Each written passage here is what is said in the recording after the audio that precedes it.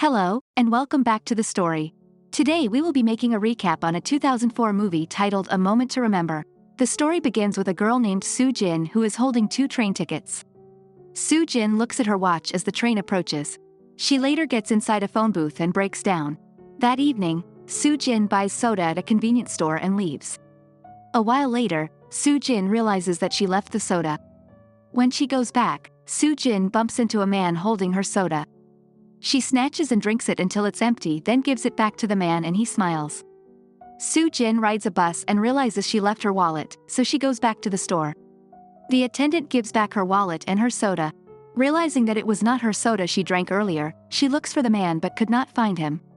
At their house, Ye-jin's family are having breakfast and they are awkwardly silent.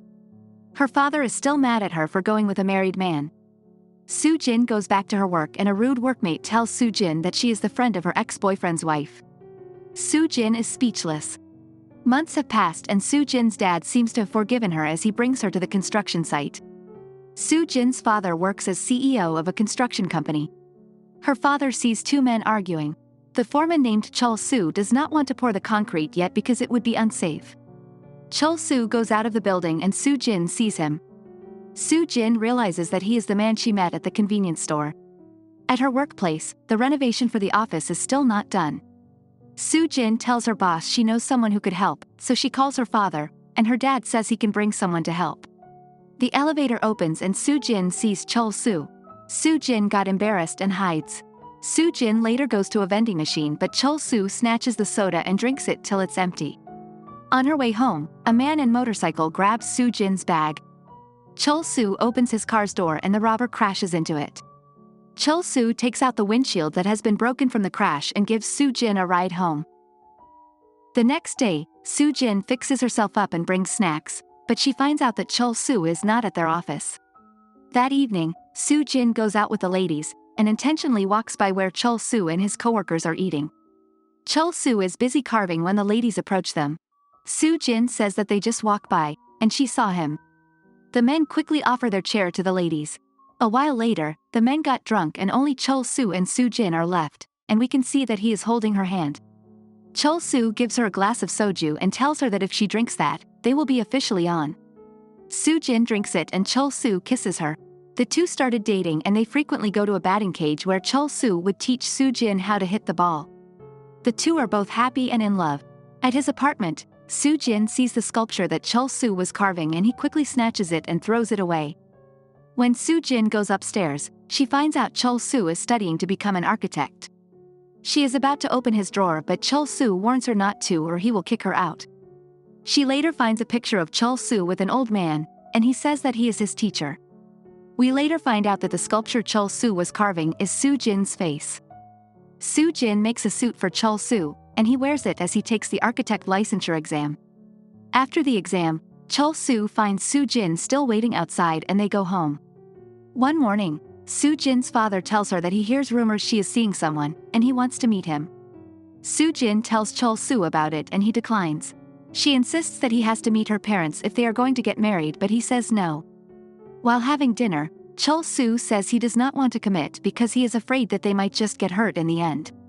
A while later, Ye-jin's parents arrive and Chol-soo is trapped. Ye-jin's father is surprised that his foreman is the one dating his daughter. Chol-soo tries to leave but Ye-jin stops him. Everyone is awkwardly silent. Ye-jin gets up and goes downstairs for the ladies' room. Ye-jin's father insults Chol-soo and he tries to leave but then Ye-jin's father tells him that he is fired. After washing her face, Ye-jin looks dazed as she walks mindlessly outside while it is raining. They later find her unconscious in the street. At the hospital, the doctor says that Ye-jin passed out due to intense stress but will be fine after a good night's sleep. Ye-jin later wakes up and hugs Chol-soo. Her father looks at them. We then later see that Ye-jin is getting married to Chol-soo. At their house, we can see the wedding photos of the couple beside the architect license of Chol-soo. One day, Chol-soo runs to the kitchen which is smoking. Ye-jin forgets to turn off the stove and says sorry. Chol-soo smiles and carries her to the bedroom. At the construction site, Ye-jin's father later arrives and introduces a developer named Mr. Wong to Chol-soo.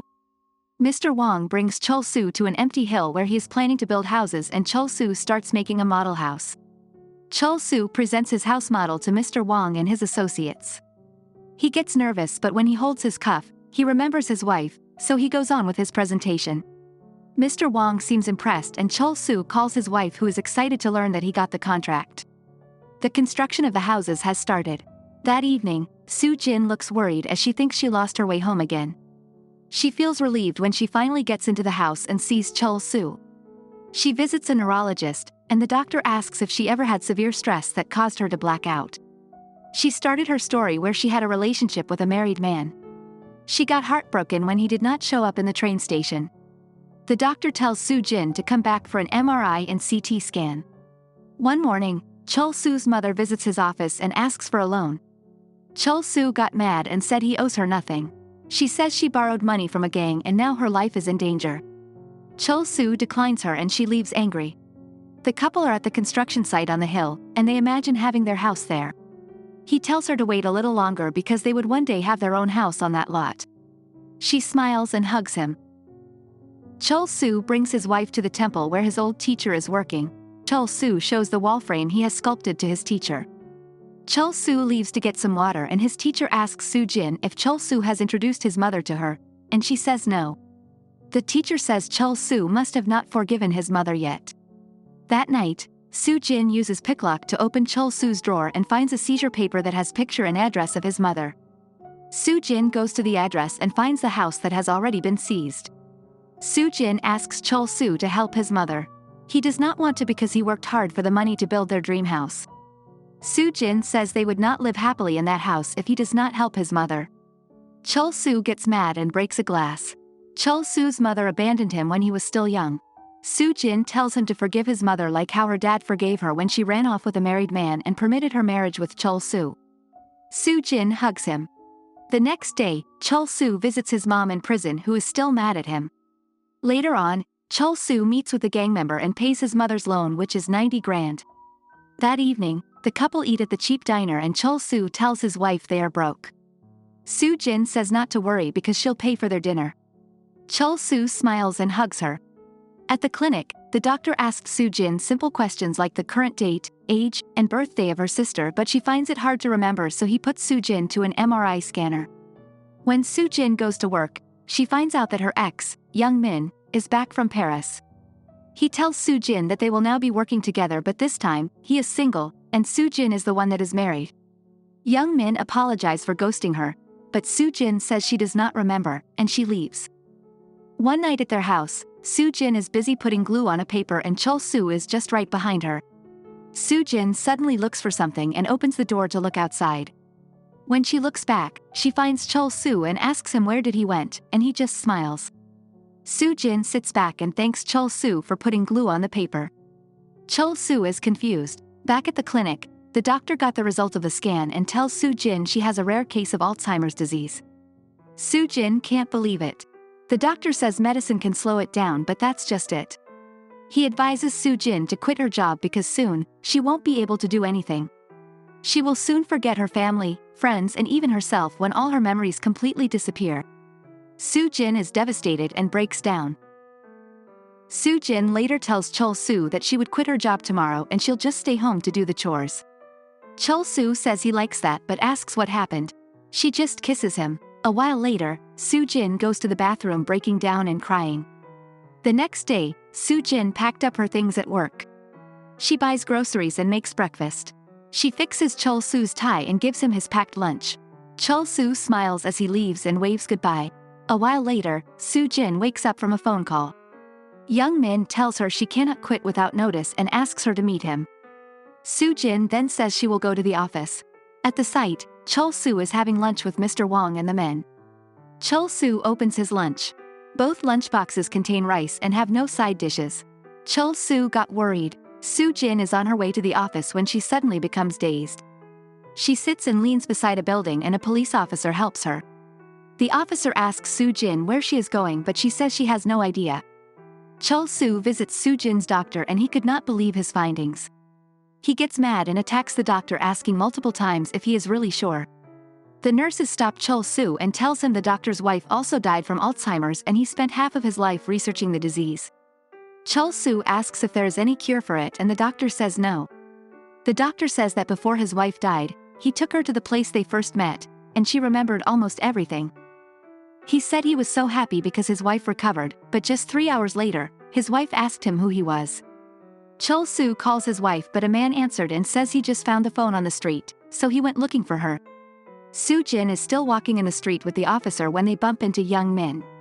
Soo-jin calls Young Min's name and holds his hand. They sit on the bench and Young Min asks her if they can go back to the way they were. Soo-jin's memory suddenly comes back, then she leaves Young Min and rides a cab. That evening, Chol-soo finds his wife in the batting cage. Soo-jin sees Chol-soo teary-eyed, so she asks if he already knows her condition. Soo-jin tells him they should part ways because love is no use if she can't remember anything. Chol-soo says he will remember everything for her. Soo-jin asks him to let her go, but Chol-soo insisted and says they will start afresh every day like permanent dating, and it would be awesome. He hugs her and they go home. Their house is now full of sticky notes and photos of the couple. Chol-soo tests Soo-jin can still remember their names and address, and she could.